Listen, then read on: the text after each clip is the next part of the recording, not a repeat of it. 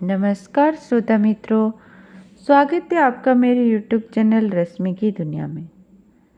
आज हम BHDG 175 के असाइनमेंट के एक और प्रश्न का विश्लेषण करेंगे, जो कि इस प्रकार है। ज्ञानेश्वर काव्य का दार्शनिक पक्ष स्पष्ट कीजिए। ज्ञानेश्वर काव्य के दार्शनिक पक्ष क्या है? ज्ञानेश्वरी जैसा महत्वपूर्ण काव्य होने के साथ साथ विचारधारा में भी गहराइयों में बदलाव लाया, जो कि संत ज्ञानेश्वर के विचार थे। भारतीय दार्शनिक परंपराओं के बारे में और मानवीयता को उन्होंने प्राप्त किया था। उनके काव्य में दर्शाए गए दार्शनिक पक्ष हम आगे स्पष्ट करेंगे। पहला है आध्यात्मिकता का महत्व। उनके काव्य में आध्यात्मिकता का महत्व क्या थे? ज्ञानेश्वर काव्य में आध्यात्मिकता का महत्वपूर्ण स्थान है।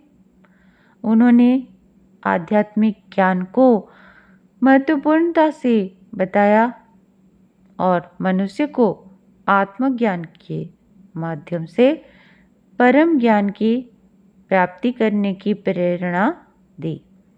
ज्ञानेश्वर काव्य में उन्होंने क्या बताया? आत्मा का महत्वपूर्ण स्थान है।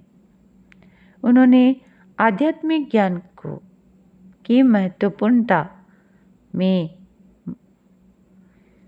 मनुष्य को आत्म ज्ञान के माध्यम से परम ज्ञान की प्राप्ति कैसे होगी, उसकी प्रेरणा दी। दूसरा क्या है? आत्मानुभूति की महत्वपूर्णता। उनके विचार में आत्मानुभूति की विशेष महत्व है। उन्होंने आत्मा को अविनाशी, उन्होंने क्या कहा था? उन्होंने कहा था आत्मा को अविनाशी और भगवान से अभिन्न माना था और मनुष्य को आत्मानुभव के माध्यम से आत्मा की महत्वपूर्णता भी समझाई। मध्य युग में भारत में जो संत ज्ञानी महात्माएं जो आए थे, उनमें से एक महत्वपूर्ण दार्शनिक थे, ज्ञानी कौन थे? ज्ञानेश्वर।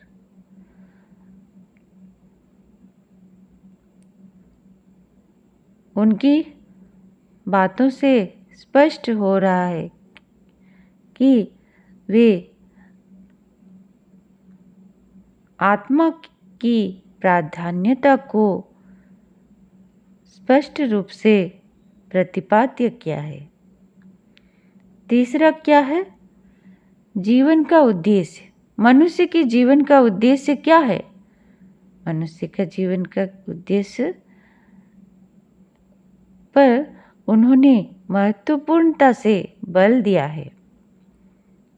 वे मानते थे कि मनुष्य का उद्देश्य अपने अंतरात्मा में भगवान का दर्शन करना है और आत्मा के साथ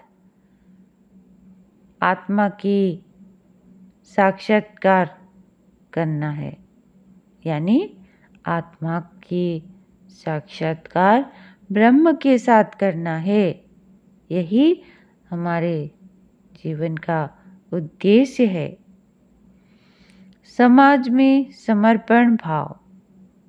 चौथा क्या है? समाज में हमें समर्पण भाव रखना होगा।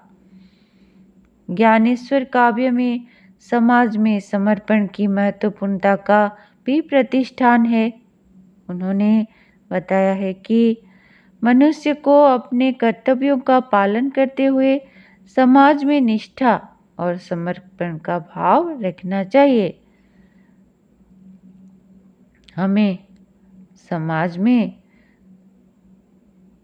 अपने समाज में एक समर्पण का भाव रखने से ही हमें सबसे स्नेह भाव उत्पन्न होगा। यह परिवर्तन लाना बहुत मुश्किल है। आजकल तो सभी स्वार्थी हो गए हैं। सबके हृदय में धन के प्रति लोभ है।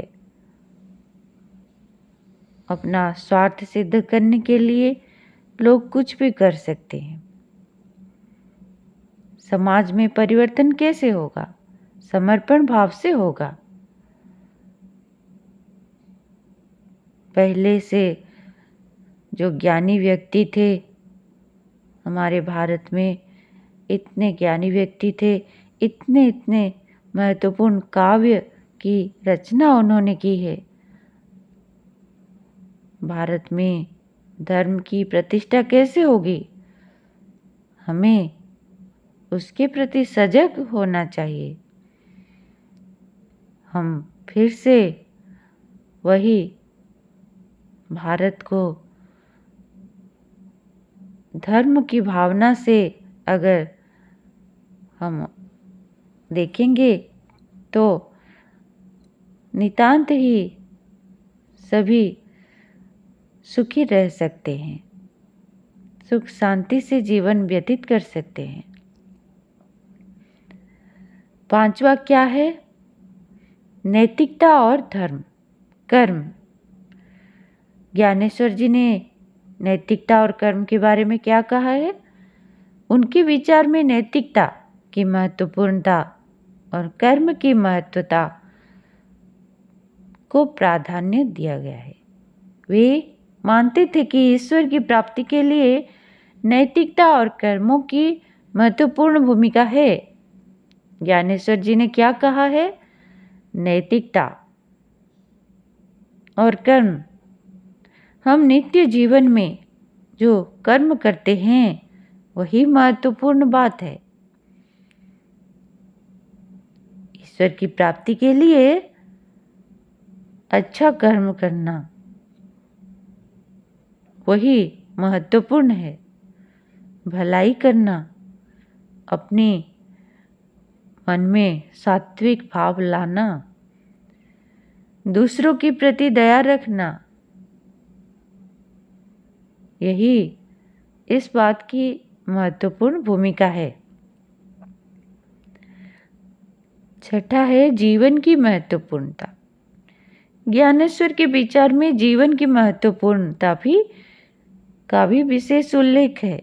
उन्होंने बताया है कि मनुष्य को जीवन की महत्वपूर्णता को समझकर उसे उच्चतम उद्देश्य की प्राप्ति के लिए जीना चाहिए।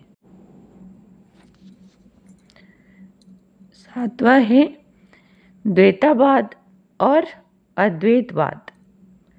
उनके काव्य में द्वैतावाद और अद्वैतवाद का मतों का विवेचन भी होता है। वे मानते थे कि भगवान सभी जीवों में है और आत्मा का परमात्मा में समर्पण होना आदर्श है। वे द्वैतावाद और अद्वैतवाद को मानते थे। वे मानते थे कि सभी जीवों में आत्मा है और आत्मा का परमात्मा में समर्पण होना ही आदर्श है। ईश्वरीय और मानवीय जीवन, उनके विचारों में ईश्वरीय और मानवीय जीवन के संबंध का भी विवेचना होता है। उन्होंने बताया है कि मानव जीवन का उद्देश्य ईश्वर की भक्ति और सेवा और समर्पण होना चाहिए।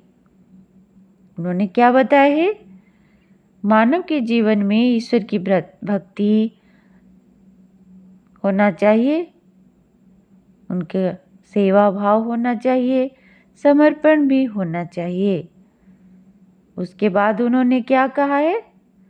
जीवन के वैचारिक पहलू के बारे में कहा है। उनके काव्य में जीवन के वैचारिक पहलू की विवेचना भी किया गया है।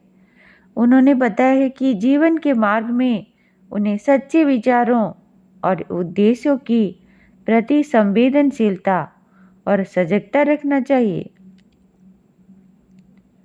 उन्होंने बताया है हमारे जीवन के मार्ग में हमें चलने के लिए हमारे विचार सच्चे विचार होना चाहिए और हमारे उद्देश्य हमारे जीवन की सफलता की प्राप्ति के लिए हमारे उद्देश्य में हमें सच्चाई होनी चाहिए, संवेदनशील होना चाहिए।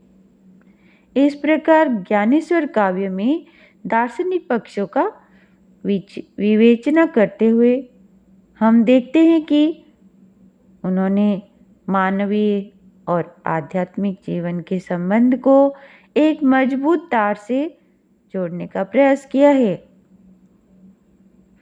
उनके विचारों में सत्य, प्रेम, आत्मा की महत्वपूर्णता और जीवन का उद्देश्य भी महत्वपूर्ण भूमिका होती है। उनके विचारों में कौन सी बात महत्वपूर्ण है? सत्य, प्रेम, आत्मा की महत्वपूर्णता और जीवन का उद्देश्य सभी महत्वपूर्ण भूमिका होती है। सभी की महत्वपूर्ण भूमिका होती है। आशा करती हूँ इससे आपको BHDG के असाइनमेंट में मदद हुआ होगा। धन्यवाद श्रोता मित्रों।